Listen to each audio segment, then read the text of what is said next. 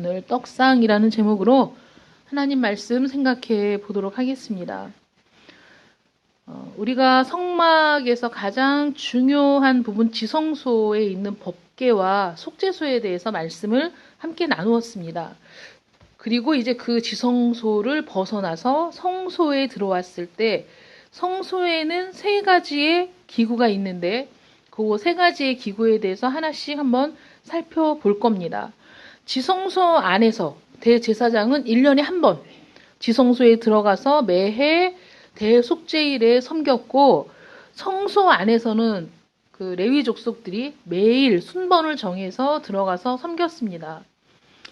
그래서 말씀을 잘 생각해 보니까 지성소 안에 법궤와 속죄소, 여기는 그 전적으로 하나님과 예수 그리스도의 그 사역, 예수 그리스도만이 할 수 있는 그 사역이 지성소 안에 집중되어 있고, 성소로 나왔을 때는 그거는 이스라엘 백성들의 모습도 거기에 많이 담겨 있어서 지성소, 지극히 거룩한 곳, 거기에 법궤와 속죄소, 그 지성소를 나왔을 때 떡상이 있고 등대가 있고 향단이 있습니다. 그래서 오늘 떡상에 대해서 우리가 함께 살펴볼 건데, 또 오늘이 또 설날이죠. 온 가족이 함께 한 상에 둘러앉아서 먹고 마시면서 가족 간에 그 소통하고 사랑을 나누고 또 안부를 묻고 또 어르신들을 찾아뵙고 하는 우리 민속 고유의 명절입니다. 그래서 떡상이라고 한다면 사실 그 떡상은 떡을 올려두는, 그러니까 음식을 올려두는 상을 얘기하는 거거든요. 그래서 반드시 그 상 위에는 무언가가 올려져 있다는 것을 우리가 생각해 볼 수 있죠. 그래서 우리 가족들이 식사를 하는데 상만 딱 둥그러니 펴놓고 있진 않고 그 위에 정성껏 준비한 음식들을 올려놓고 서로 먹고 마시는 일이 이루어지지 않습니까? 그래서 그 떡상이 어떤 의미가 있는지를 함께 살펴볼 겁니다. 오늘 오후 예배 때 우리가 성막에 대해서 그 슬라이드 자료를 함께 보려고 했는데 오늘 그 명절 당일이어서 가정 예배로 대체를 했습니다. 다음 주에 보여드릴 건데, 지성소의 그 내실, 그러니까 지성소의 안쪽 면, 또 성소의 안쪽 면은 다 황금으로 덮여 있어요. 그래서 그 성소에 딱 들어가면 전부 다 금이죠. 금으로 둘러싸여 있고 지성소도 들어가도 황금으로 덮여 있습니다. 그래서 밖에서는 보이지 않지만 안으로 들어가면 그 황금빛 벽을 통해서 하나님의 영광을 우리가 볼 수 있어요. 하나님의 영광을 이 황금으로 표현을 한 거죠. 특징이 또 하나 있는데, 이 신성한 방, 이 성소와 지성소 안에는 그 어떤 소리도 들리지 않습니다. 그 안에서 통성기도 하지도 않고 그 안에서 찬송도 부르지 않아요. 성소와 지성소 안은 굉장히 고요합니다. 침묵의 상태. 아무 소리도 들리지 않는. 사람의 목소리는 거기에서 완전히 그 침묵해야 돼. 이렇게 떠들고 다니면서 뭐 이러는 거 아닙니다. 조용히 그 등잔대에 기름을 채우고 떡상의 진설병을 바꾸고 이런 뭐 향단에 향을 드리는 그 향 재료를 채우고 이런 일을 하지만, 거기에서 뭐 회합을 갖거나 제사장들끼리 모여서 거기서 기도를 하거나 찬양을 하거나 이런 일이 없는 굉장히 그 조용한 곳이라는 거죠. 그래서 거기는 떠드는 소리도 없고 잡음도 없고 인간의 목소리도 없고 그 어떤 것도 없지만, 그 성소에 들어가면서부터 그 모든 것들은 그리스도가 어떤 분인지를 너무나 생생하게 보여주는, 그래서 오직 그 소리만 들리는, 그것만 보이는 그곳이 바로 성소요 지성소가 되는 겁니다. 그래서 인간의 소리는 잠잠해지고 인간의 모든 그런 것들은 다 그 침묵 속으로 들어가고 오직 고요하게 형형하게 그리스도의 영광만이 빛나는 곳이 바로 성소가 되는 거예요. 오직 하나님의 영광에 주목할 수 있는 곳. 왜 그리스도의 모습이 그 보여지느냐? 고린도서 4장 6절에 보면 하나님의 영광을 아는 지식의 빛이 그리스도의 얼굴에 빛나고 있다라는 말씀이 있거든요. 그러니까 그리스도를 보면 무엇을 볼 수 있어요? 하나님의 영광을 볼 수 있어요. 그래서 그리스도를 웅장하게 외치고 있는, 표현하고 있는 그 성소 또 지성소를 통해서 하나님의 영광이 더 한층 빛나고 그 영광이 집중할 수 있는 곳이 어디냐? 성소와 지성소라는 거예요. 성소에 들어가면 또 지성소에 들어가면 우리 인간이라는 존재는 정말 먼지와 같은 존재임을 느끼면서 만왕의 왕, 만주의 주가 되시는 하나님의 영광이 오롯이 드러나는 곳이 이 성소와 지성소이다. 그래서 성소를 지나서 떡상을 우리가 오늘 살펴보는데 이 떡상이 말하는 교제의 축복에 대한 아름다운 그림이 잘 나타나 있는 곳이 어디냐면 사무엘하 9장에 있는 말씀입니다. 사무엘하 9장 1절에 보면 사울의 집에 아직도 남은 사람이 있느냐? 내가 요나단으로 말미암아 그 사람에게 은총을 베풀리라 라는 말씀이 있어요. 사울 왕가가 완전히 망하고 다윗 왕조가 들어서던 그 격변기에 사울의 가족들은 다 그러니까 멸문지화를 당했거든요. 그리고 다윗이 이스라엘의 2대 왕 위에 올라섰는데 모든 것을 정리하고 평정하고 그 치세를 굳건히 하고 나서 보니까 요나단과의 약속이 생각났어요.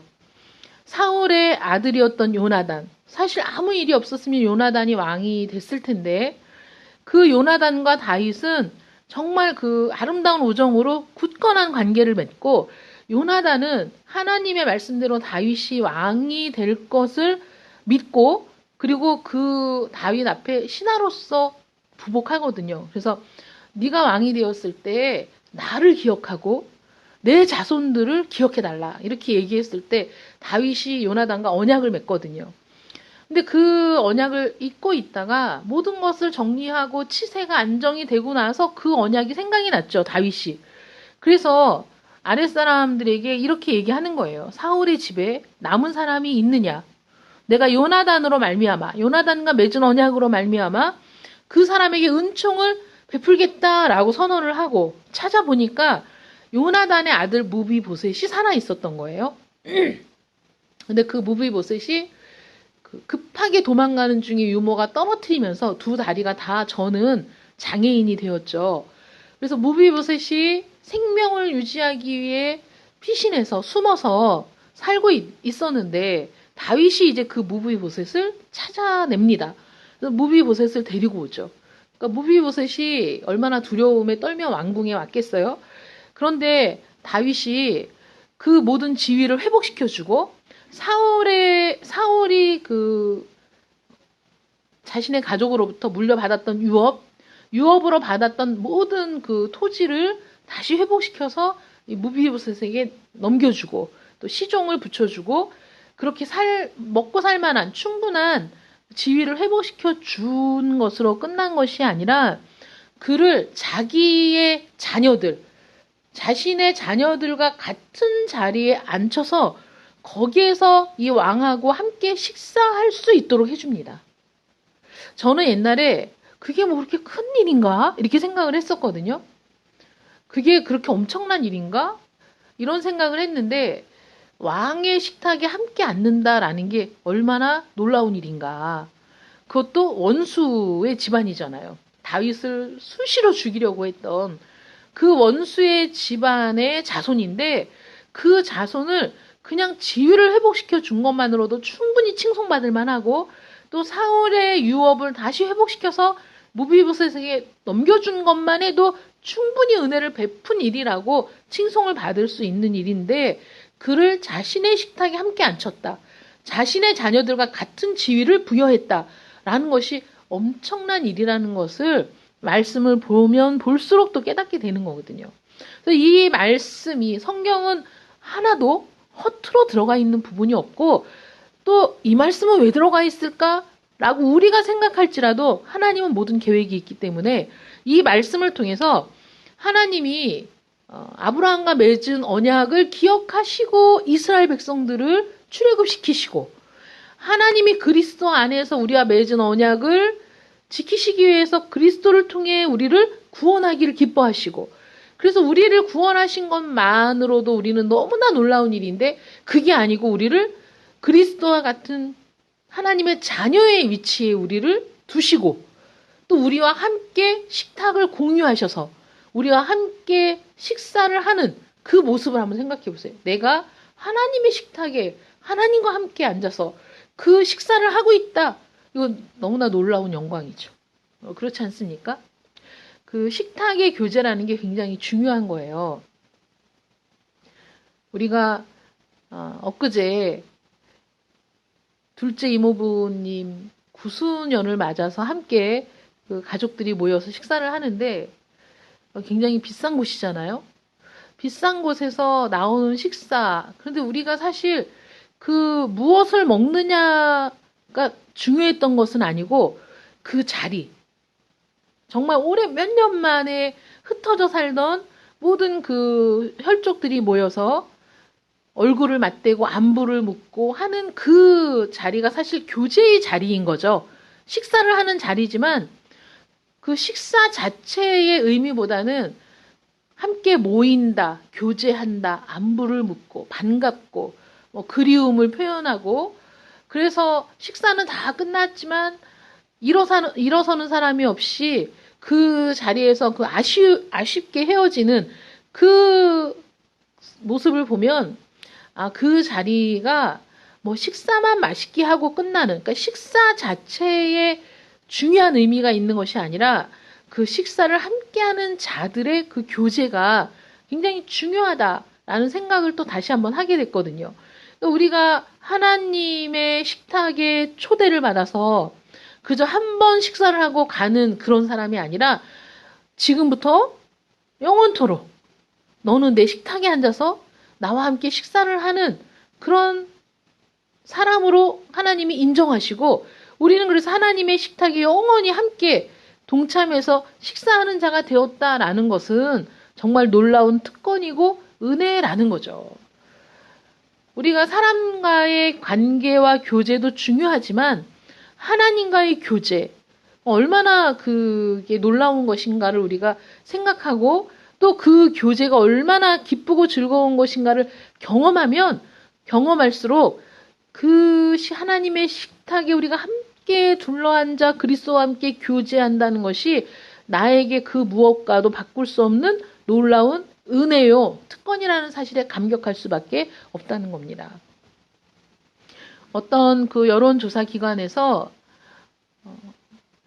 50대와 60대 그리고 20대와 30대 이렇게 나누어서 설문조사를 했어요. 왜 신앙생활을 하는가? 또 어떤 부분에 있어서 그 신앙생활을 지금 하고 있는 것에 어떤 것이 가장 큰 영향을 끼치는가라는 것을 질문을 했는데 5, 60대인 분들은 구원, 영생 이런 부분의 퍼센트가 거의 뭐 85% 정도 이렇게 나왔고 20, 30대는 마음의 평안을 위해서가 많았다는 거예요. 마음의 평안을 위해서 또 습관적으로. 그러니까 이게 그 어려서부터 교회를 다녔으니까 안 가면 안 될 것 같고 그래서 교회를 가기는 가 습관적으로. 그런데 굳이 의미를 부여하자면 마음의 평안을 위해서 이렇게 대답한 20, 30대가 많았고 5, 60대는 뭐 구원, 내세, 뭐 영생 이런 부분에 있어서 이제 퍼센트가 높았다는 거죠. 그리고 하나님을 믿는 이 믿음이 우리에게 주는 유익에 대해서 물었을 때 하나님을 믿으면 뭐 일이 잘 돼서 부자가 돼서 뭐 돈을 많이 벌어서 라는 것은 그러니까 적었고요. 많은 건 뭐냐면 고난 당할 때 위로를 받았다. 이 믿음의 유익에 대해서 물어봤을 때 내가 정말 심한 고난 가운데 있을 때 이 믿음은 나에게 위로를 주고 이 고난을 견딜 힘이 되었다. 라고 응답한 사람들이 굉장히 많았다는 거예요. 우리 10대에서. 20, 30대 같은 경우에는 뭐 교회가 싫은 이유가 목회자가 권위적이라서 아니면 뭐 지금 이 시대를 모르는 것 같아서 너무 동떨어진 것 같아서 뭐 이런 게 그 불만 사항이었다. 제가 그거를 이렇게 보면서 나름 유익이 됐어요. 근데 우리가 올바른 신앙, 하나님과의 교제, 그리고 그 안에서 주어지는 영생의 기쁨, 또 구원의 감격, 이런 것들을 우리가 소유하고 누리며 살아갈 때 인생에서 맞닥뜨리는 모든 고난과 환난은 우리가 충분히 이겨낼 만한 그런 그 힘이 생겨서 극복하고 나아가는데, 그런 그 신앙의 기초가 없을 때에는 무너지기가 쉬운 거죠. 그런 것들을 보면서 그리스도인들이 오랜 시간 동안 신앙생활을 했다고 해도 하나님과의 교제가 무미건조한 사람들은 오랜 신앙생활이 오히려 습관적인 신앙생활이었을 뿐이고 내실이 없는 신앙생활인 경우가 많이 있더라. 그런데 하나님과의 교제를 지속적으로 하는 사람은 그 신앙이, 그 교제로 말미암는 기쁨이 모든 고난과 환난을 극복할 힘이 되고 능력이 돼서 신앙생활을 꾸준히 잘하는 것을 볼 수 있더라라는 것을 우리가 볼 수 있거든요. 어쨌든 이 무비보셋에게 베푼 다윗의 이 은혜는, 다윗의 이 자비는 떡상이 말하는 교제의 축복에 대해서 정말 잘 보여주고 있다는 겁니다. 그래서 무비보셋은 항상 내 상에서 떡을 먹으리라 이렇게 다윗이 얘기했거든요. 가장 친절한, 가장 가까운 교제의 장소로 무비보셋을 데려온 거죠, 다윗이.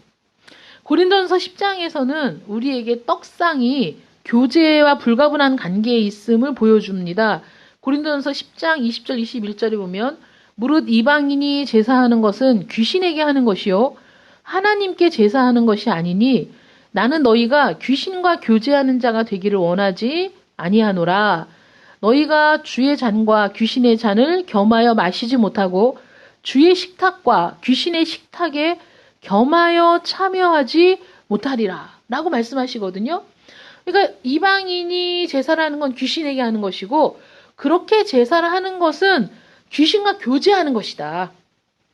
반대로 하나님께 예배를 드리는 자는 하나님과 교제하는 것이다. 주의 식탁에 참여하는 것이다 라고 얘기하고 있거든요. 그래서 주의 식탁, 말하자면 떡상은 그리스도와의 교제의 상징이 되는 것이다. 우리가 지난주에 속죄소에 대해서 말씀을 들었지 않습니까? 속죄소에는 희생 제물의 피가 뿌려지는데 그 희생 제물의 피가 뿌려짐으로 말미암아 거기가 하나님과 화해하는 장소가 되고 하나님의 속죄의 은총을 입는 장소가 되고 더 나아가서는 하나님과 교제하는 장소가 된다라고 말씀을 드렸잖아요. 그러니까 속죄소는 뿌려진 피로 인해서 하나님과의 교제가 성취되는 곳이고, 떡상은 그 떡상에 올려진 그 재료, 진설병이 그리스도를 뜻하는 거거든요. 그러니까 그리스도의 피가 하나님과 우리의 화목처가 되고 또 속죄소가 되는 것이고, 그리스도의 몸이 하나님과 한 식탁에 둘러앉아 먹고 마시는 재료가 된다는 거예요. 그래서 우리 주님이 내 살을 먹고 내 피를 마시지 않는 자는 나와 상관이 없다라고 얘기하는 것이 바로 그런 의미라는 거죠. 유대인들이 그 말을 듣고 아니 어떻게 사람의 살을 먹고 사람의 피를 마시지?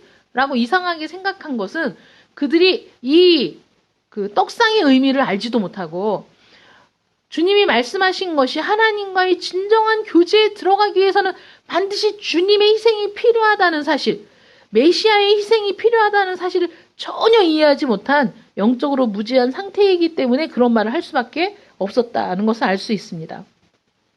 그래서 이 떡상은 성도들 그리고 그들과 교제하는 주님 자신을 위한 사랑의 잔치를 표현하는 것이 바로 이 떡상이라는 거예요. 우리가 법궤에 대해서 배울 때 법궤를 만든 것이 두 가지 재료라고 말씀드렸죠. 첫 번째는 어떤 거였죠? 맞아요. 조각목으로 상자를 만들고 그 위에 황금으로 씌운 거죠. 그런데 이 떡상도 또 동일하게 조각목으로 만들어서 그 위에 순금을 입힌 겁니다. 그러니까 법궤가 그리스도의 신성과 인성을 드러내는 것이라면 떡상도 마찬가지로 그리스도의 신성과 인성이 그리스도의 인격 안에 연합되어 있다는 것을 보여주는 것이죠. 그리고 이 떡상은 음식을 위한 장소입니다. 그 위에 음식을 올려두죠. 요한복음 6장 32절 33절에 보면 예수께서 이르시되 내가 진실로 진실로 너희에게 이르노니 모세가 너희에게 하늘로부터 떡을 준 것이 아니라 내 아버지께서 너희에게 하늘로부터 참떡을 주시나니 하나님의 떡은 하늘에서 내려 세상에 생명을 주는 것이니라. 또 요한복음 6장 51절 53절에 보면 나는 하늘에서 내려온 살아있는 떡이니 사람이 이 떡을 먹으면 영생하리라. 내가 줄 떡은 곧 세상의 생명을 위한 내 살이니라. 이렇게 말씀하세요. 그러니까 우리 주님은 하나님이 우리에게 생명을 주려고 하늘에서 이 땅에 내려 보내준 살아있는 떡, 생명의 떡. 그래서 우리 주님이 나는 생명의 떡이다 라고 말씀하시거든요. 그러니까 그 떡상에 있는 떡을 보면서 아, 이건 그리스도의 몸이구나. 이것은 그리스도 그 자체를 나타내는 것이구나 라는 것을 말씀을 깨달을 수 있죠.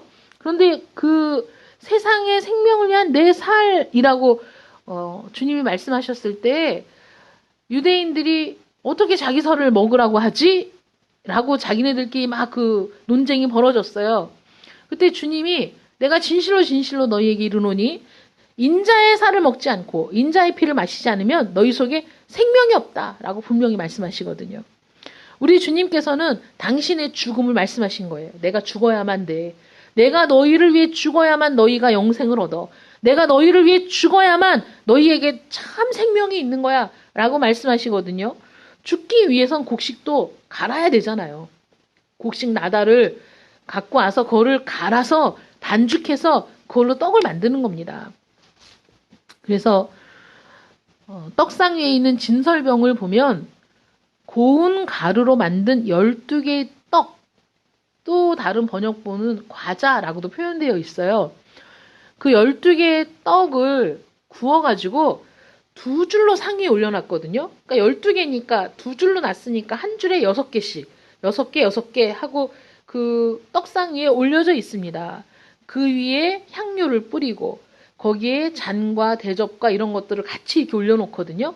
그러니까 뭐냐면 하나님 식사하세요라고 드리는 것처럼 하나님 앞에 떡상 위에 진설병을 올려두고 그것을 먹을 수저와 대접과 또 잔과 병이 함께 차려져 있어요. 하나님께서 상 위에 진설병을 두어 항상 내 앞에 있게 할지니라 이렇게 명령하셨거든요. 그것은 여호와 앞에 7일 동안 두었다가 그 다음에 그걸 거두어서 아론과 그의 아들들이 성소에서 먹었습니다. 다른 사람은 먹을 수 없었어요. 성소에서 그것을 먹고 그 다음에 다시 새로운 진설병으로 바꾸어서 거기 올려놨어요. 그래서 그 떡상에는 언제나 진설병이 항상 있었어요. 항상. 그래서 그 진설병을 떡상 위에 올려진 진설병을 문자적으로 해석을 하면 얼굴의 빵이라고 번역할 수 있어요. 얼굴의 빵. 그래서 하나님의 예수 그리스도의 임재의 모습으로 놓여진 빵이에요. 얼굴의 빵. 그리스도의 인격, 그리스도의 모습, 그리스도의 임재의 모습으로 하나님 앞에 드려진 빵이 진설명이라는 거죠. 떡이 하나님의 얼굴 앞에 있었다라는 말로도 해석해 볼 수 있어요. 그리스도의 인격, 그리스도의 모습이 담겨 있는 것이 진설병이다라고 우리가 볼 수도 있고 하나님의 얼굴 앞에 있었다. 그래서 얼굴의 빵이다라고 양면적으로 해석할 수 있는데 하나님 앞에 진설병을 두라라고 말씀하셨을 때 그 빵은 항상 하나님이 연락하시는 것이었다라고 볼 수 있죠. 항상 연락된 빵, 하나님이 받으시는 빵이라고 볼 수 있어요.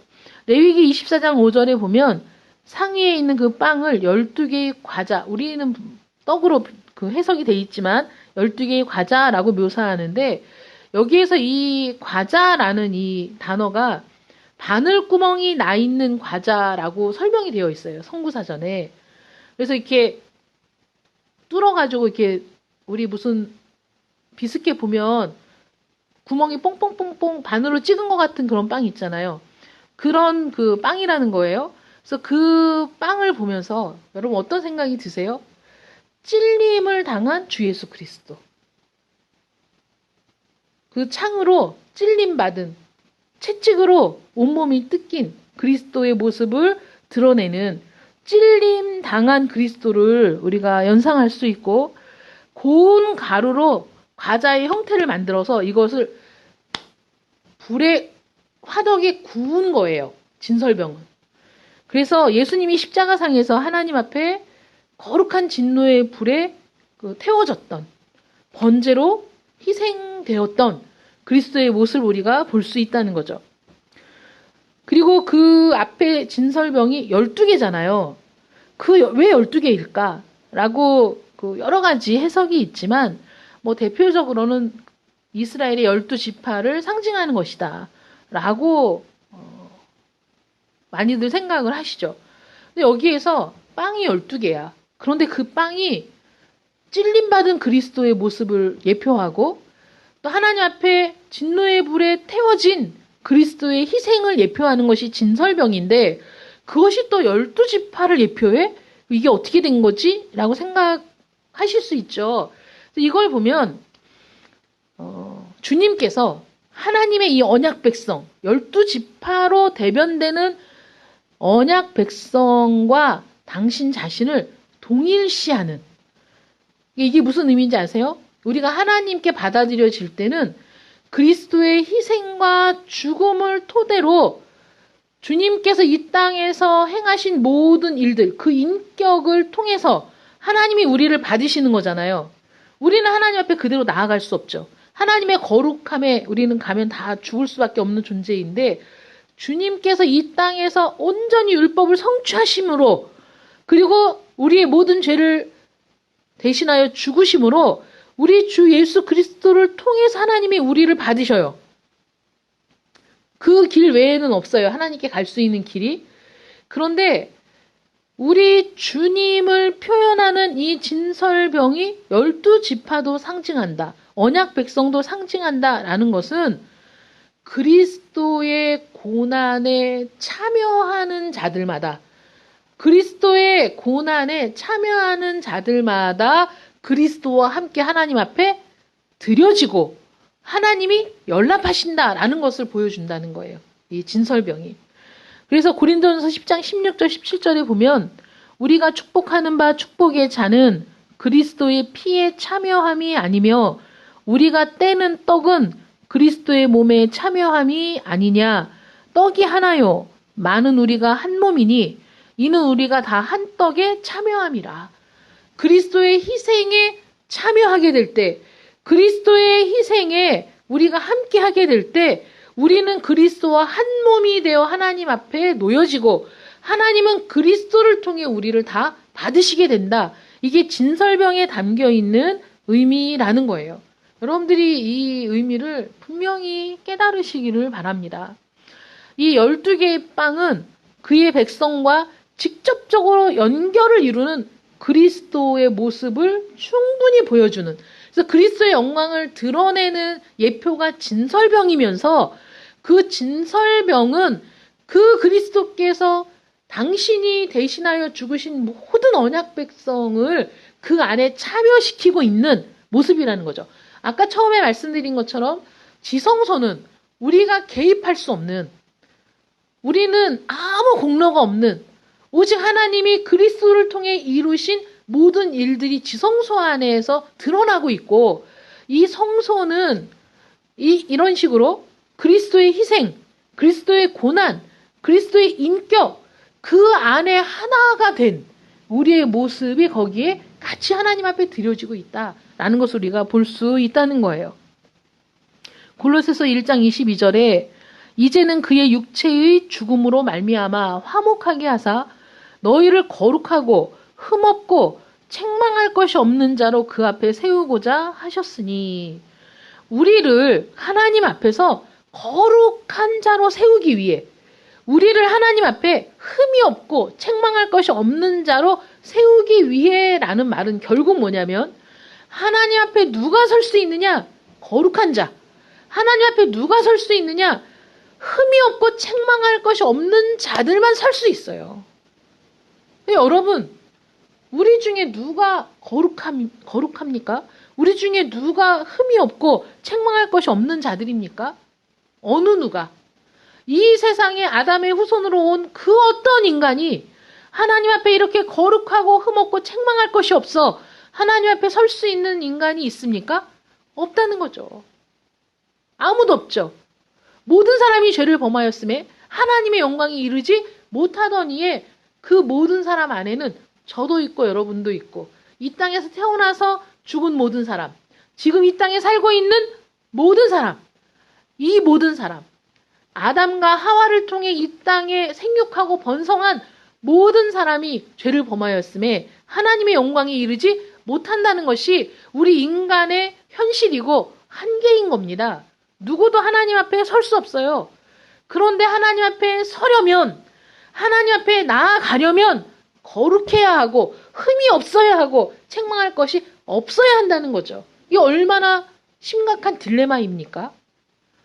하나님 편에서도 이게 정말 심각한 딜레마인 거고 우리 입장에서도 이것이 심각한 딜레마인 거예요.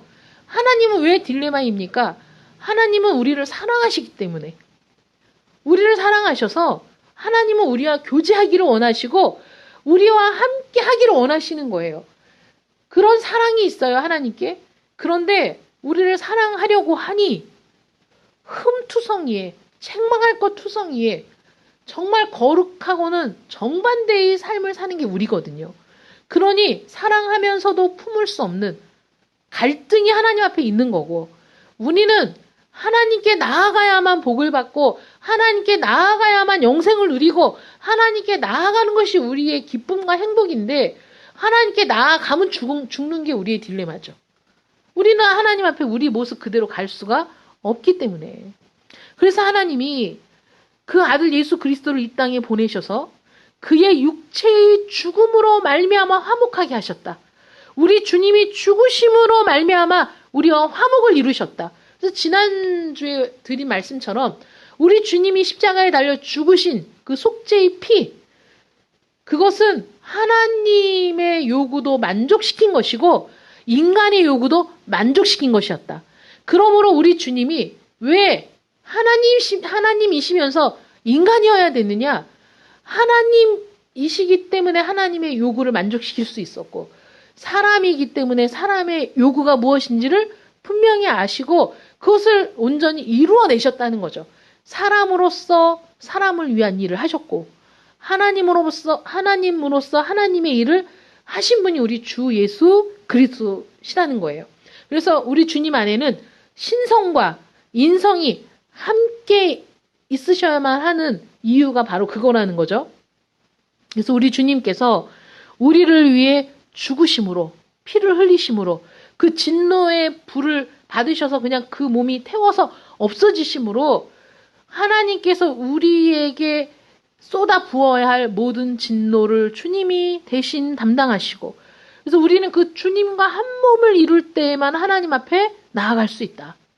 그것이 바로 성찬에 담긴 의미라는 거죠. 그 피를 마시고 그 떡을 내가 먹는다. 그것이 무슨 의미입니까? 그 피에 참여한다. 그 살을 먹음으로 거기에 참여한다라는 말은 내가 이 살과 피로 상징되는 포도주와 떡을 먹음으로 마심으로 내가 그리스도와 한 몸을 이룬다는 그것을 보여주는 상징이 바로 성찬에 담겨 있는 거거든요. 내가 주님과 한 몸을 이루어야만 하나님 앞에 드려지는 진설, 하나님 앞에 드려지는 그리스도의 인격, 그리스도의 얼굴로 하나님 앞에 나아갈 수 있는 자들이 된다는 거예요. 아까 말씀드린 것처럼 얼굴의 빵이라고, 진설병이 얼굴의 빵. 내 얼굴이 아니라 그리스도의 얼굴로 하나님 앞에 드려지는. 그래서 하나님 얼굴 앞에 항상 있을 수 있는 하나님과 그래서 그 하나님의 식탁에 함께 앉아 하나님의 자녀로 모든 은총을 누리는 자가 될 수 있는 길이 그리스도와 한 몸을 이루는 것에 있다는 것을 그 진설병이 보여준다는 거죠. 그 떡상, 하나님 앞에 드려진 식탁, 그것을 통해서 우리가 볼 수 있다.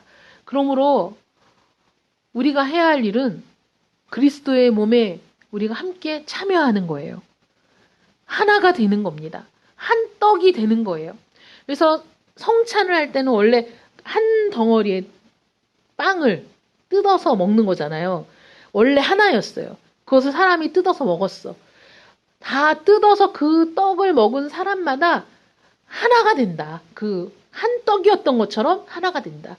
그래서 그리스도의 몸과 우리가 하나가 된다. 그래서 그리스도의 몸과 하나가 됐을 때 누리는 영광이 뭐냐?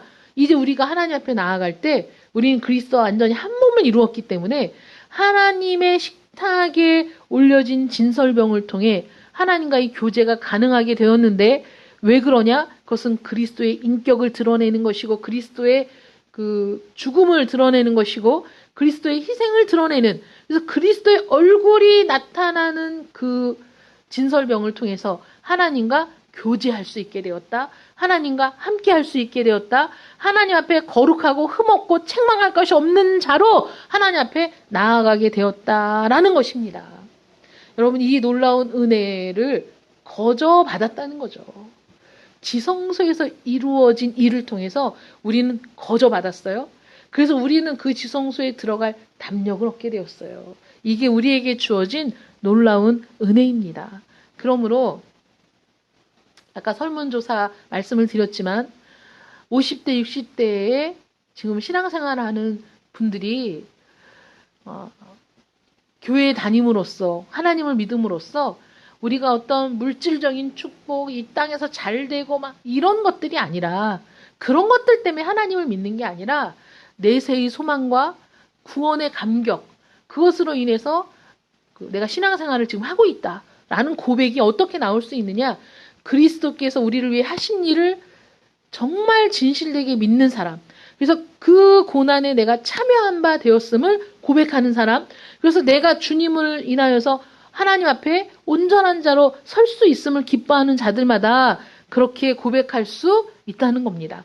그런 신앙의 고백이 있는 사람들이 내 삶이 비록 팍팍하고 힘들고 고달플지라도 그 가운데에서 하나님과의 교제를 누리며 살아가는 그런 능력을 소유하게 되는 거예요. 그래서 바울처럼 내가 부요하나, 내가 궁핍에 처하나, 나는 그 어디에서도 견딜 수 있는 능력이 있는 사람이야 라고 고백할 수 있게 된다는 거죠. 올 한 해 동안에도 우리에게 어떤 일이 있을지 우리는 알지 못합니다. 그러나 우리는 나를 위해 이 모든 일들을 행하신 주님이 나의 소망임을 믿고 이 길을 걸어갑니다. 그래서 주님을 바라볼 때 우리 마음의 소망은 꺼질 일이 없어요.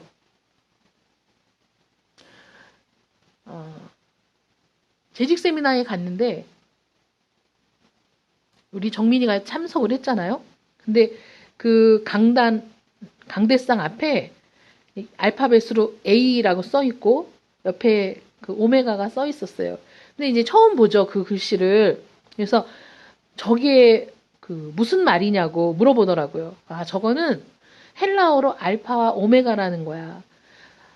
왜 알파와 오메가를 저 강대상에다 써놨냐면 하나님은 알파와 오메가가 되시기 때문이야. 우리 주님은 어제나 오늘이나 영원토록 변함이 없으신 분이시고 처음과 나중 되시는 분이시고, 그런 의미가 저기 알파와 오메가라는 단어에 담겨 있는 거야. 알파가 첫 번째 글자, 오메가가 맨 끝 글자잖아요. 근데 그런 설명을 해 주었어요. 우리 주님은 어제나 오늘이나 영원토록 변함이 없으신 분이시고, 그 변함이 없다는 것은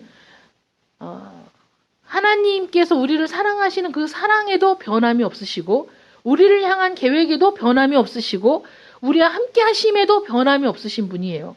세상은 변하고 왕조는 무너지고 나라는 무너져도 우리 주 예수 그리스도는 영원토록 변치 않으신 분이기 때문에 내가 주님을 바라보는 한 세상이 어떠하든지 그것은 나와 상관이 없고, 주님을 바라보는 모든 사람에게는 그 마음의 소망이 끊어질 일이 전혀 없다는 거죠. 세상이 왜 이래? 세상이 왜 이래?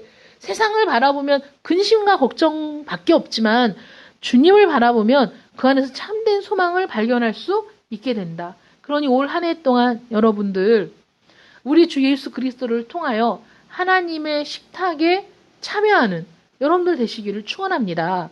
이미 그 자리에 있으면서도 그 모든 은택을 누리지 못하는 사람들이 대부분이거든요. 그 식탁에 초청을 받아서 우리 주 예수 그리스도로 말미암아 하나님의 식탁에 앉아 있으면서도 그것이 얼마나 놀라운 은혜요 특권인지를 깨닫지 못하고 그냥 자리에만 앉아 있는 사람들도 너무나 많다는 거죠. 근데 그 자리는 하나님과 교제를 나누는 자리예요. 하나님께 우리가 무언가를 말할 수 있는 자리이고 하나님의 음성을 들을 수 있는 자리이고 화기애애하게 화목하게 하나님과 한 상에 둘러앉아서 먹고 마시는 일이 이루어지는 것이 그 그리스도를 통한 식탁에서 이루어지는 일이라는 것을 여러분 명심하시고 올 한 해 동안에 그 식탁에 참여하여 그 식탁에서 흘러 넘쳐 나오는 모든 하나님의 은택을 누리는 여러분들 되시기를 축원합니다. 기도하겠습니다. 사랑의 하나님 감사합니다. 그의 육체의 죽음으로 말미암아 우리를 거룩하게 하시고 우리를 흠없게 하시고 책망할 것이 없는 자로 세워주심을 감사드립니다.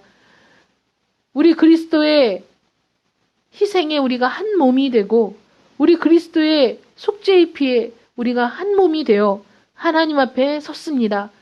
우리를 보지 마시고 우리 주 예수 그리스도를 보심으로 우리를 용납하시고 우리를 영접하시고 하나님의 식탁에 함께 하여 주셨으니 하나님 올 한 해 동안에 하나님의 식탁에서 함께 먹고 마시며 교제하는 기쁨을 날마다 더 많이 더 충만하게 누리는 저희들 되게 하여 주시옵소서. 이 은혜를 누리는 것을 놓치지 않도록 하나님 함께 하시고 이 세상이 힘들고 고통스럽고 어려울지라도 우리의 소망 되시는 주 예수 그리스도를 바라보는 저희들 되게 하여 주시어서 하나님이 우리를 위해 계획하시고 이루어 가시는 모든 일들을 목도하는 우리 모든 성도들 되게 하여 주시옵소서. 예수님의 이름으로 기도드립니다. 아멘.